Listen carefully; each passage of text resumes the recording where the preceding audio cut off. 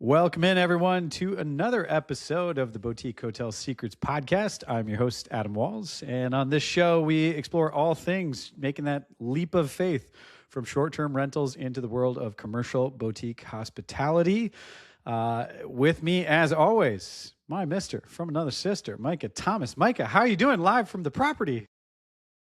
Man, I'm on property. It's been a great experience. A lot of ups and downs. I'm doing great, just taking it one day at a time.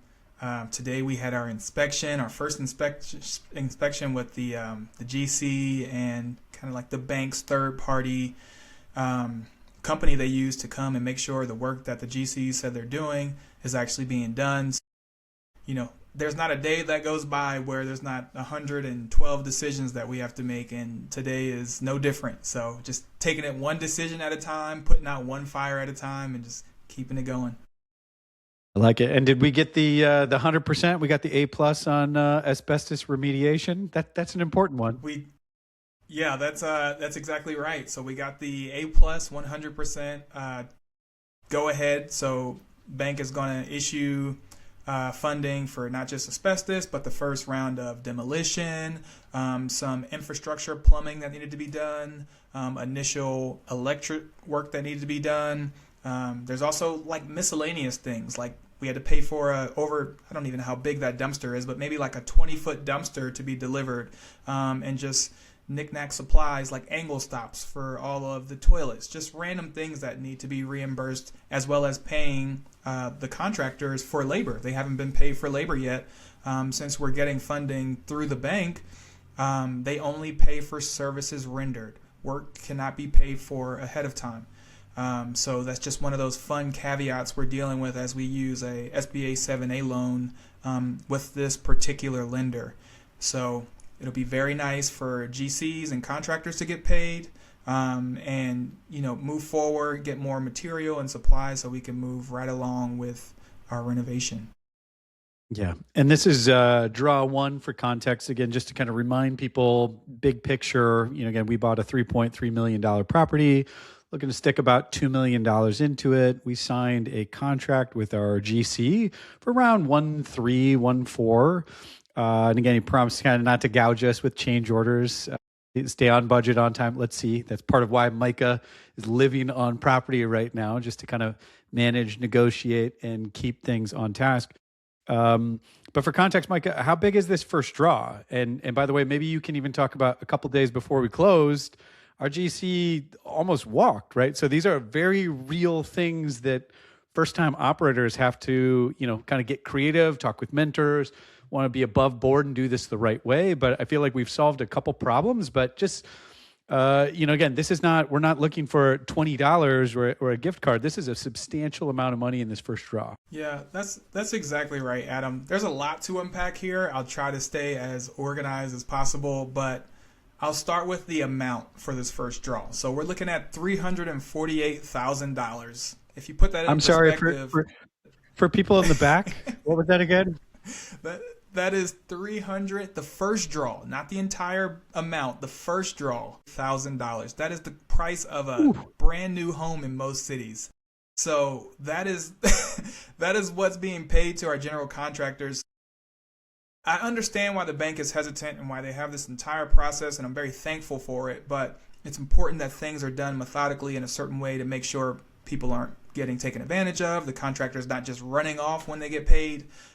So the inspector came, the GC had to speak through all the work that was done to the inspector, and I was there as well to make sure he's not, overstating or understating any work that was done. But that just takes care of what they're going to get paid. But if we rewind a little bit to when we initially were about to close, maybe like 2 or 3 days, like you said, before close, the banks basically said, we're not going to front the contractors any money. We're only paying for services rendered, which means the contractors had to start their work with zero money in the bank. They had to front all of their own money with the promise, a verbal promise more or less, that they were going to be paid on the back end. The bank made them sign lien waivers and liability waivers, all types of things that pretty much said the bank is not at fault, and you can't put a lien on this property if you don't get paid. So it's a really unsettling position for a general contractor to be in, especially this company, because they're used to having at least 25% as a down payment, which feels pretty standard, especially for a big project. And instead of them getting 25%, they weren't getting a single dollar. So like you said, they were getting cold feet. They were almost about to walk away, and we had to think creatively, come up with a solution to get them going, get the ball rolling, and be able to cover some of their costs on the front end, and then they would be reimbursed on this first draw. So maybe you want to talk about how we managed to put a few things together, talk them off the ledge of leaving this project, and allow them to get started on the work. Yeah, that's right. Yeah, we ended up coming up with something. I think the bank called a mobilization fee. So obviously, speak with your local lender, your attorneys, your CPAs, not financial advice. But this is kind of what we ended up discussing: a 50K kind of upfront fee that would help them get started. Because again, if they left, we would have to go back to the GCs, the other GCs that we had talked to, and many of them were more expensive. So again, for larger shops that are used to doing this kind of work, they might have business credit cards, business lines of credit. Maybe they can float, $1 million quite easily. But the more you kind of drop down from boutique to, just a guy with a truck and some people, the less access that you have to some of that capital. So I think we learned also that this is one of the first times, not that they've worked with a bank, but working through the SBA lending program, which is much more rigid. So there's not a lot of room for negotiation. This is just kind of how it is. But again, getting them kind of 50K upfront to get them started and saying, hey, if we renovate this entire thing in 4 months, you've got $1.3 million in your pocket. So that should be, I know you'd like it up front, but this is how the bank does it for safety, just to make sure no one's taking a truckload of cash and then riding off to Vegas and putting it all on black. So anyways, I just remember it was we've had to deal with some kind of surprises. And then even the last week, right? I don't want to say at a complete standstill, but again, thinking about these draws, the sizes of them, our contractors were great. They were willing to front some of it. Our 50K got us a little bit of good grace to move forward, but it's not indefinite. And at some point in time, the hours, the labor, the supplies just kind of run out. And now we're in a little bit of a waiting game, right? To get the inspection, get that documentation over to the bank, wire from A to B, wire from B to C, have checks cash and clear, right? It's not this overnight thing. So you end up losing days. And on a tight project, that could be the difference of us hitting, kind of peak season, having all 50 hotel rooms ready to go in May versus having, 30 or 40, potentially missing out on some revenue. So every day, potentially, it's an opportunity cost in the future. But anyways, I feel like we're trying to be attentive. We're trying to be empathetic to both sides, kind of be the broker and the intermediary, oftentimes between the GCs and the banks. So anyways, a great learning. And I'm sure there's going to be more drama and fun and learnings, as we go. What my dad would always say, experience is the thing that you get right after you needed it.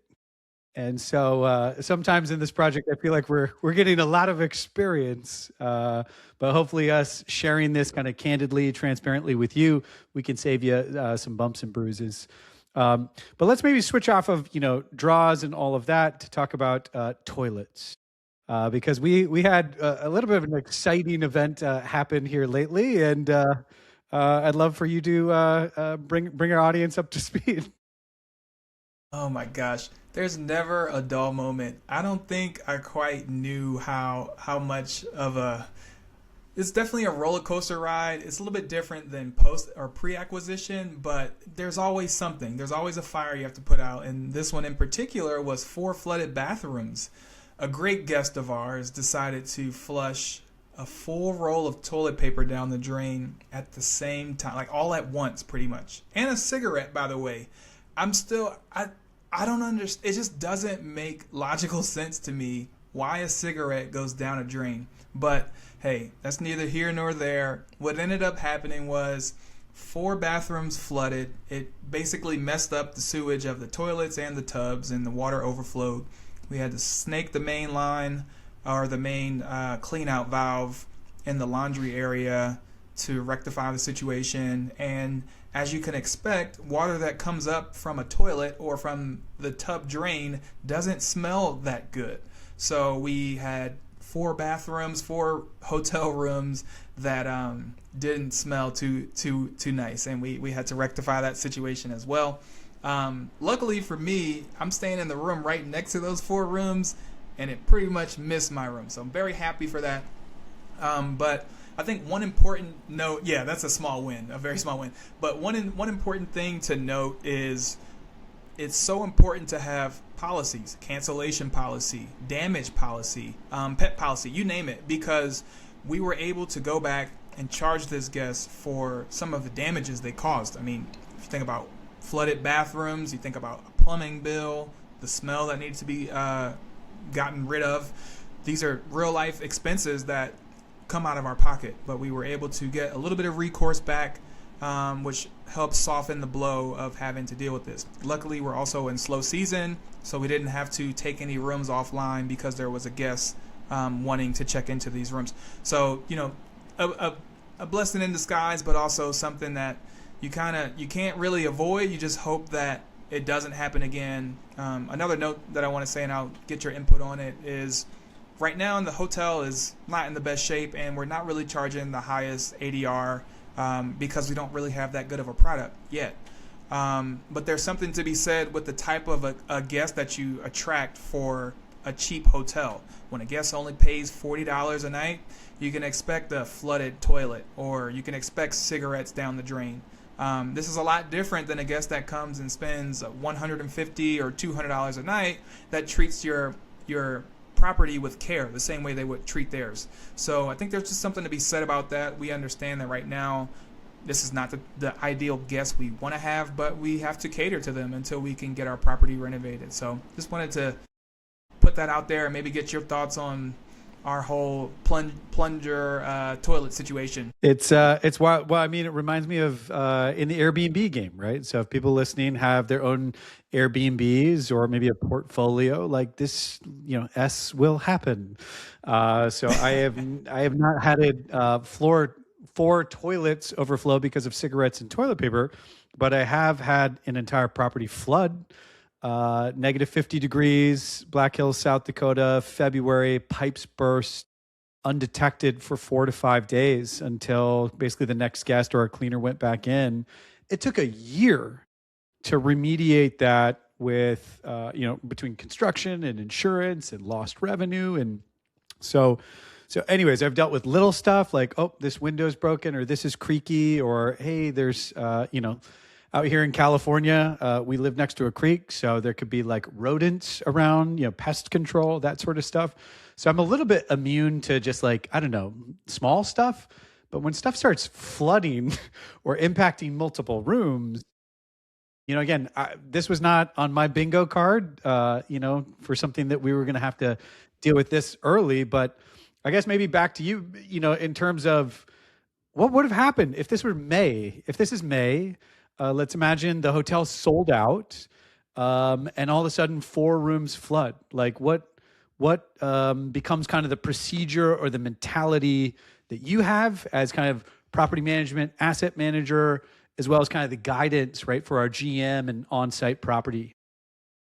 Man, that's got to be worst case scenario. You think of May. So for reference, in Page, Arizona, the town sells out, not a hotel, the entire town, 25 hotels in town, they all sell out. So we're most definitely dealing with someone who wants to check into that room or those rooms, and we either have to rectify the situation before they check in, or we have to refund them their money. And this is peak season where we're looking to charge $200 to $300, if not more, per night. This is our money maker time of the year. So we would be losing a lot of money if this was to happen then.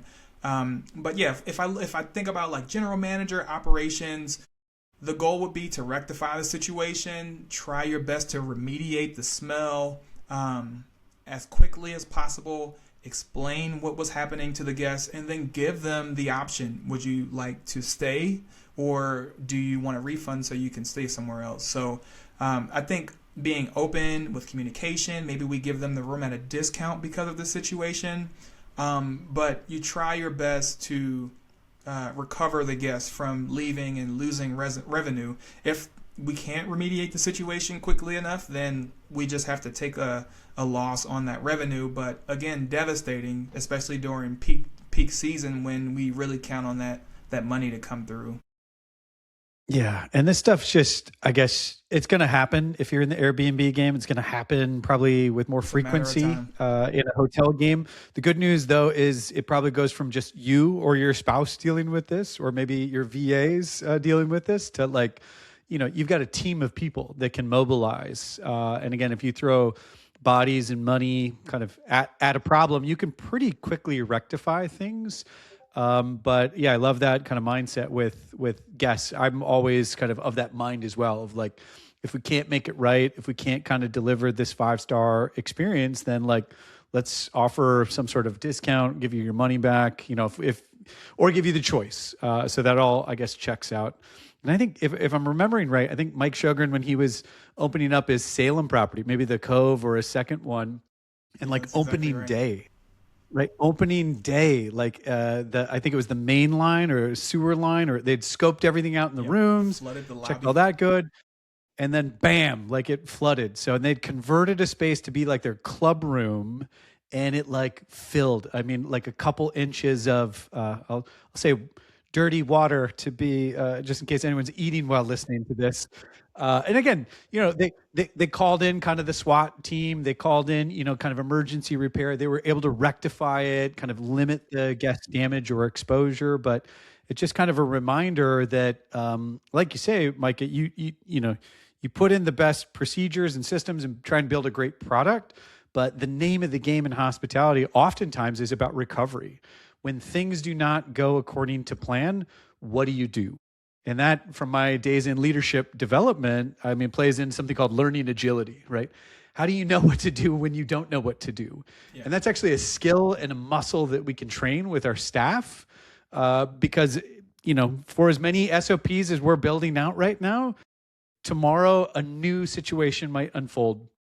And it's less about robotic responses, if this, then that.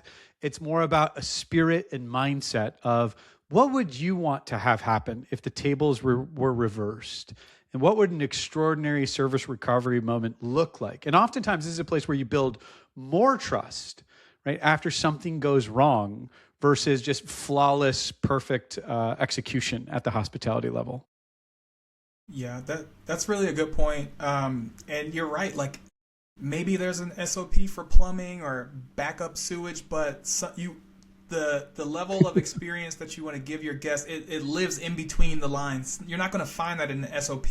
And there's also systems of scale. I feel like we talk about short-term rentals. Maybe you're going to the toilet to plunge it or fix the clogged pipe, but we have a maintenance team. We have a maintenance man. We have a general manager. So, what doesn't live in SOP is Roberta, our general manager. She already started the process. She's already tried flushing the toilets for several rooms. She's already started the process of snaking the main line with the maintenance man, Jay, before she even gave me a call. And then she's just reporting to me what she's dealing with after she's tried multiple things. So you're right. It's just training employees and having the mindset that, like, let's find out what it takes to make this right, versus let me be very rigid and structured, and if I can't find out what to do in an SOP, then I'm stuck and nothing gets done. So, I mean, really good point. And it's just the type of culture you foster, and this can be true for every business, not just short-term rentals, not just boutique hotels, but any and every business. Whatever culture, whatever systems you want to implement, if you train the mind, if you train the individuals on how to think, how to operate, even if they aren't sure of a certain situation or it's new to them, it makes for a much better outcome every single time. Yeah. Well, and I love that you mentioned culture. And again, people. At the end of the day, this is a people business. This reminds me of a lot of the consulting work I did in Fortune 500 companies about fostering positive, productive, inclusive cultures where people can, become better versions of themselves, right? So I think without going into too many details, I'd love for you to share. You had just shared something with me today about Roberta basically deciding to stay with our property. So again, great talent always has opportunities and options, and I thought this was an early indicator or a testament of, I think, what we're trying to build here, not just the product, but with the people. So do you mind sharing a little bit more about that? Yeah, so we're learning more and more about not just the property, but what happened before we took over ownership. But needless to say, Roberta talked to the staff of the previous ownership today, and pretty much was told that she is the most wanted GM, and not in a bad way. They want her to come and work for them at a different property since they sold this property. And it was very fulfilling to hear from her that she said absolutely not. She's very happy where she is. She likes the new owners, hint, hint, Adam and I. And she sees the vision and what we are implementing, and she wants to hang along for the ride. So that was really good to hear. And the other thing we heard was from one of the previous owners was they regretted selling the property because once they heard that we were renovating and repositioning and making this into the first boutique hotel in Page, Arizona, this was along the lines of what the old owner wanted to do, but with different investors. So again, just like so happy to hear that, know that we got this hotel for such a great deal and such a good price, and what we're doing was in line with somebody who's been in this market and operated over 60 hotels, took a look at what we're doing, they heard what we were doing, and regretted selling the property, not because we were bad people, because it's more so because we were doing what he had in mind to do. So just, I guess, confirmation that we're on the right page and we're doing the right thing, no pun intended, but we're doing the right thing and making this property what it deserves to be. Yeah, and it is maybe one more quick. I want to get to some of the community partnerships and some of the positives, but real quick, I thought this was interesting because wasn't it this past week one of your old buddies kind of reached out and said, like, Micah, you bought a hotel, congratulations, you're rich.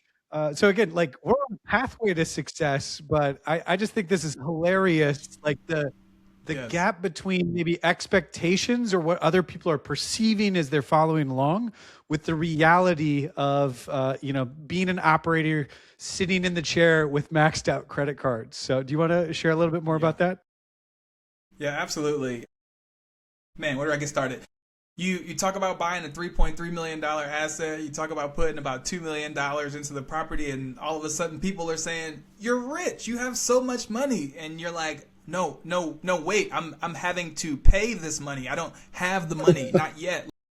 Commercial real estate is likely a long-term play. At least it will be for us. Like we'll see wealth and a lot of money come in later down the road if we can talk about waterfalls and payouts and things like that, but not when you buy the hotel. We're buying a very negative cash flowing bad asset that we need to turn around and reposition.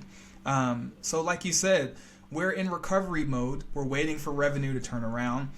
We still have about $200K at the time of this recording in allocation for our hotel, and that'll help to pay some bills as well. So yeah, the common misconception is you buy a very expensive asset and all of a sudden you're rich, but I can be the first to tell you, as a first-time commercial real estate investor, it is quite the opposite.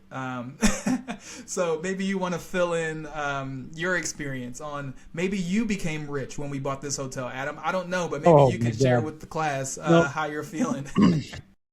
Nope, I'm hopefully the brokest that will ever be. It's like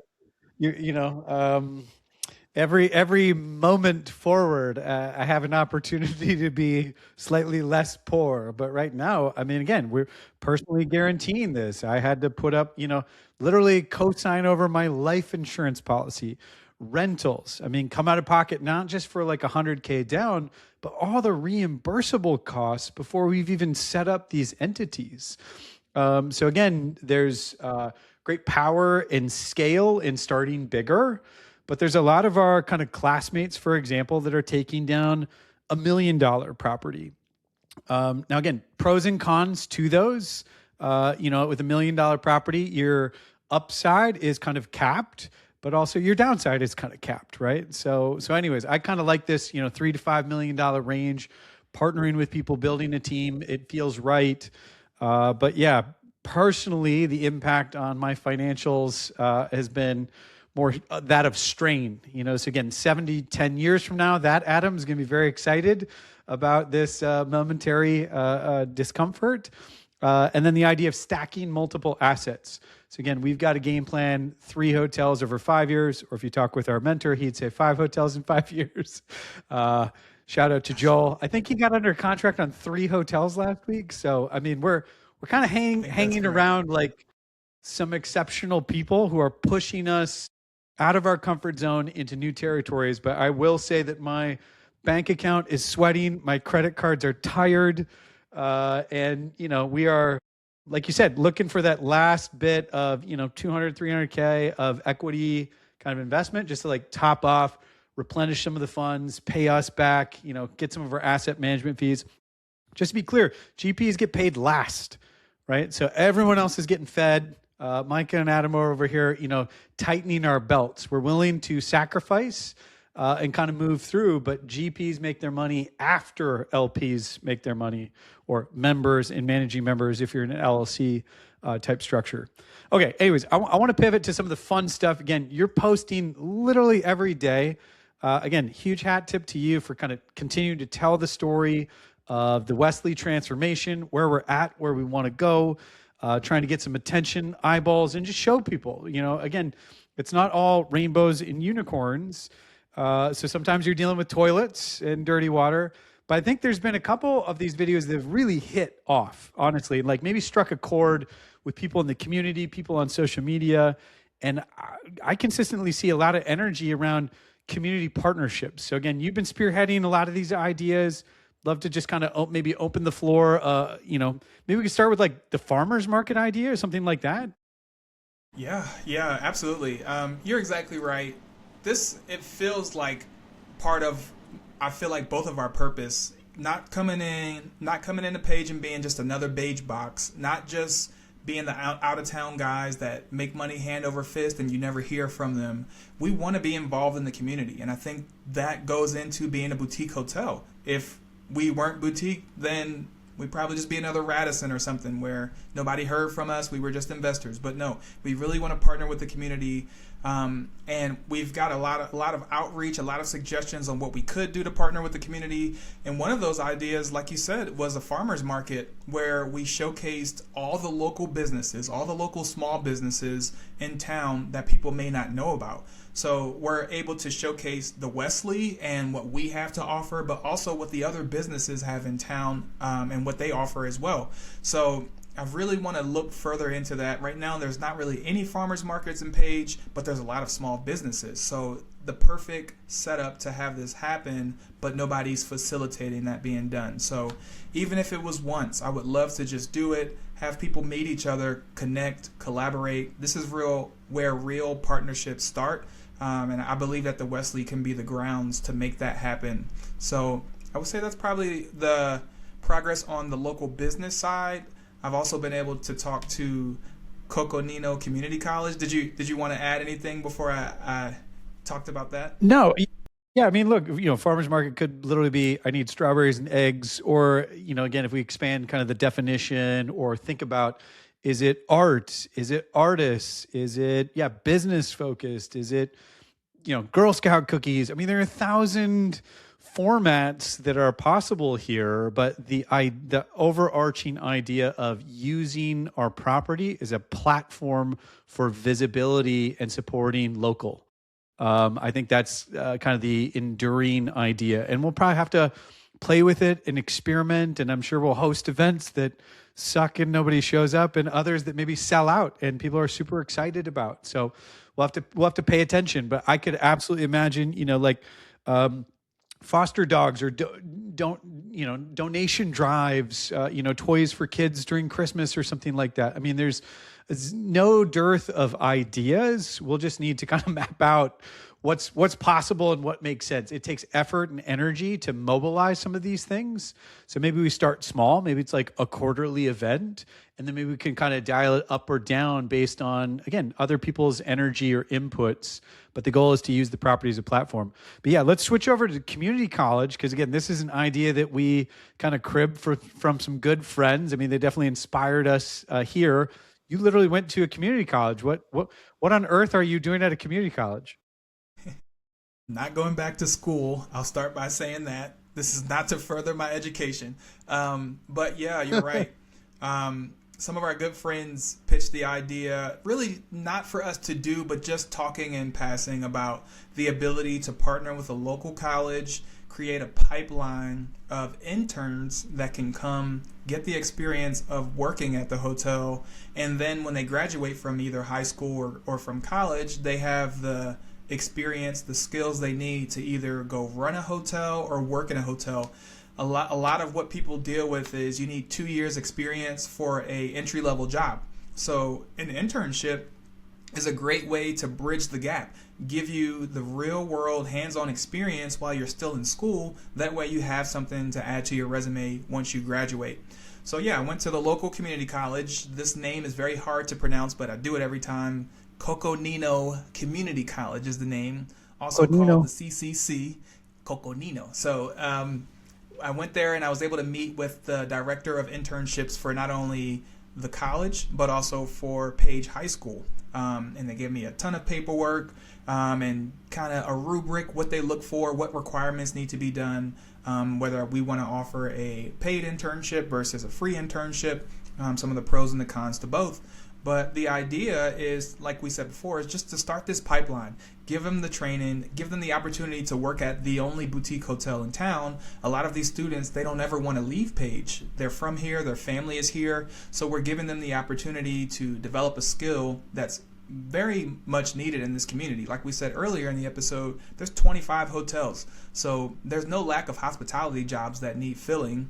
And if you're more qualified, you can either go work for them once you graduate. In the best case scenario, maybe you just become an employee of the Wesley once you graduate. You've already got the skills, the training, the knowledge base, and then you can stay on as an employee once you graduate. So I think this is a really good way to not only partner with the community, but also help the community, and we're in turn helping ourselves as well, because we can have staffing that comes in and we can train them the exact way and the exact culture that we want to foster at our property. So you tell me, what do you think? You think we're on to something here or what? Yeah, I think so. Well, again, when we chatted with Pete and Eric, so shout out Air Butler in dominating Ohio cleaning businesses. Now they're getting into the commercial hospitality game in Port Clinton. But Eric found one of his best talents coming out of a hospitality program. And lo and behold, rather than kind of looking right and left or in your immediate circle, it's like there are people getting educated every single day in this asset class, in this field. This is a craft. Again, I went to school, a master's degree in adult and human development, educational psychology. You've got a master's degree in occupational therapy, right? These are disciplines with frameworks, with research. But then some practicum paths, like how do you get involved and take that theory and put it into practice? So yeah, I could imagine there's an 18-year-old out there right now in Page who thinks he or she's going to be the next general manager of a hotel in Arizona. Generally it's not a straight shot. You might need to move around. You need to sit in different chairs and learn different things. But I just love the fact that, again, we're kind of fostering or thinking about if we can, quite frankly, we'll be lifting everyone's boats. If all of a sudden this Coconino didn't have a hospitality program, or if we can make it kind of cool or interesting to get real experiences and get some real pay, that's valuable. And I would love 3 years from now, if we're shifting the conversation, like right now, our GM basically lays off people in the off season and then rehires them. And even if you worked at a different hotel and had 5 or 10 years of experience, typically, she starts you at minimum wage. And then we kind of like work up from there with loyalty, value add, contribution, et cetera. So how cool would it be if 3 years from now, 5 years from now, like we don't have anyone that's minimum wage? Because again, we're delivering more value, we're creating more value, And again, we're not just $5-10 more than the Best Western. Maybe we're $50 more because it's just that much better of a product, both in terms of the physical product is interesting. It's got a sense of place. It's grounded in the local area, tells part of the story about John Wesley Powell and Lake Powell and Antelope Canyon, but also the service and hospitality and the spirit of the people that work there. Again, there's value in that. So I would love, to see where this goes, but man, I would consider it a massive success, even if we could help out a couple kids. But how amazing would it be if all of a sudden this, if we created a new funnel where, a 14-year-old 10 years from now decides that they want to do this and then has a pathway and role models and examples, real people in the community that did it, that were able to land maybe a salaried position, to be compensated very well, to deliver great service and again, participate in the hospitality ecosystem, not just at minimum wage. Agree. I definitely agree. And I think that's what we're on to. Where this will go, I don't think we have like the perfect goal and idea, but we definitely know this is something that can be used and taken advantage of for not just us, but also the students and the community of Page. So very excited to keep the conversations going, the community partnerships. And again, it just goes back to us wanting to be boutique, wanting to be involved in the community, and be more than just a profit maker that makes money out of this tourist town but doesn't give back to the community. I don't think that's what either of us want to do. That's cool. Just excited. Yep, just excited to see how we can make this great. Yeah, I love it. And we're probably out of time for today, but on a future episode, if we can certainly continue to explore it, like F&B, so food and bev, and how we're thinking about that, partnering again with locals, other people who are experts there that already have employees and SOPs and brands and inventory and all the goods. So rather than us try and learn a completely new space, and this feels like another obvious place to partner with local communities. So again, we'll put a pin in that for the future. But any last, I guess, words, commentary? Half the reason I feel like we're doing this is just almost like a journal or a love letter to ourselves in the future. I would love to kind of like clip these or hear what we were thinking. So it's January 2026. Like, we own a hotel. We're still talking with investors. 20 rooms are demoed. Like, we're on our way to building model rooms. I'm coming to see you in a couple weeks. Like, you're creating daily content. A lot's happening, but let's maybe go back to that question of like, how are you feeling in this moment? Because that'll be tough to remember or replicate once you got $100 million in the bank account, Micah. One of these days I'll get there. But yeah, right now I feel great. I'm happy with our progress. At times it can be overwhelming. I think I said it before, but I wouldn't want it any other way. This is what I signed up for. I'm happy to be doing what I signed up for, and it's been very fulfilling. Even with the bad stories, just the connections and the experiences, and honestly some new things that I didn't expect to have, like me being on social media every single day. That was something that when I first said I wanted a hotel, that was not in my vision, but things have transpired, and I'm just very happy to be along for the journey. Wouldn't want to do it with anybody else other than you. I think you've been able to compliment me and vice versa very well, so I'm just excited to see where this takes us. You got any other thoughts or ideas? How about your feelings? How are you feeling these days? I'm good. Again, I think I underestimated just the volume, the velocity of the work, the multitasking. Again, like we were just talking right before we turned on the podcast. We have 4 different types of insurance, and like we forgot to set up auto pay on one of them. So it's just like, there's just a deluge of things. I'm halfway through my Muse university or academy training. I've got to finish that by tomorrow. I'm working with my dad on kind of the design of the Lux Suites. Do we add a kitchenette or not? We're making branding decisions right now. You talk to 5 people, you get 5 completely different ideas. So I would say I'm still a little bit in the world of like overwhelm.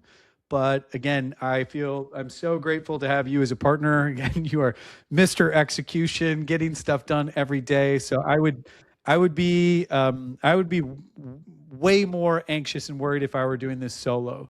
Yeah, for So, sure. anyways, I'm grateful to be in it. I think now being on the other side of acquiring the hotel and starting to see the work unfold and people's positive reactions, this is the path, man. This is the way, as the Yep. Mandalorian would say.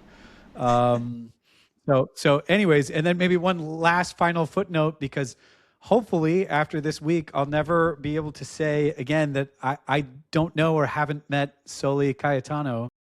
But this Sunday, she's hosting a meetup, and I'm going to drive a couple hours just to go see her. This is somebody that I've been following online for a while, somebody that's in the boutique hotel space in Palm Springs. She's actively raising and working on her second hotel, and she's what, 28? So, again, you can learn from anybody out there, but I just love the fact that we're getting in circles, we're finding new peers, we're connecting. I don't know. We're just growing, man. I guess at the bottom, Sure. at the end of the day, like I'm excited that we're growing as people and professionals. And I got to believe, I don't know, a year from now, like it'll be pretty cool to see who's on this podcast and who's sharing their story and where our story is at. Maybe the Wesley construction's behind us and we're working on hotel number 2. Like I'm sure that's going to happen. I can't quite see that far. But anyways, I would say overwhelmed with a touch of gratitude, and then just super excited, man, to meet Soli and others that are in this space actively.